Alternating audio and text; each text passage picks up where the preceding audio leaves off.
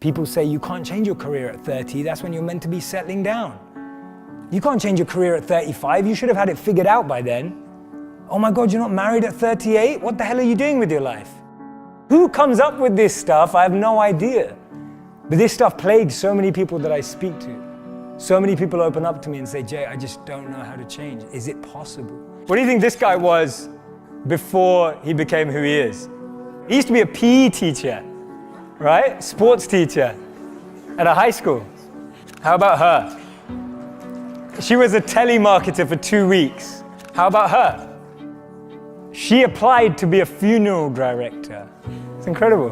What happens in society is that we're clouded by the noise of family expectations, the noise of our parents, the noise of our brothers and sisters' expectations. I grew up in a family where you could either be a doctor, a lawyer, or a failure, right? Those were my 3 options. Anything else would just count me as a failure. I would have failed. So basically I failed, right? I'm standing up here in front of you all as a failure. I lived as a monk for 3 years. I committed career suicide. I turned down 2 amazing corporate job offers when I graduated from business school. I shaved my hair, I wore robes, and lived out of a gym locker for 3 years. And I did that because I thought I was going to do something meaningful, help impact the world. And it was one of the best experiences of my life. But more than becoming a monk, what that trained me to do was drop out with the rules. People told me, if you come back in 3 years, you'll never get a job. They told me, if you become a monk, people are going to think you weird forever. No girl's ever going to talk to you. People told me, they were like, well, when you come back to real life, like, will you even be able to talk English?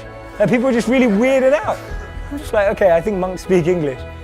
And there was so much different noise that I was hearing when I made that decision. And the funny thing is, from having not been a monk for 4 years now, I'm in one of the most incredible periods of my life that I could ever have asked for. And so much of that is based on the fact that I decided to do something different. So many of the times our expectations are driving us in a certain scenario. We focus so much on life in what we want to be as opposed to who we want to be. Because we've always been told that life and jobs and careers are like boxes and containers. There's only a finite number of options. There is no formula, there is no pattern. If you know what you're passionate about, if you know what you're good at and you invest in that. People say follow your passions, I say forget that, invest in your passions. If you're passionate about something, go and become the best at it. Go and do a course on it. Go and learn from the best. Go and find a mentor who's going to make you incredible at that trait. Not only will you be criticized and grow, you'll be able to find new things about yourself that you never knew. Don't trade who you are for who you think the world needs, because the world needs you to be you, and I mean that.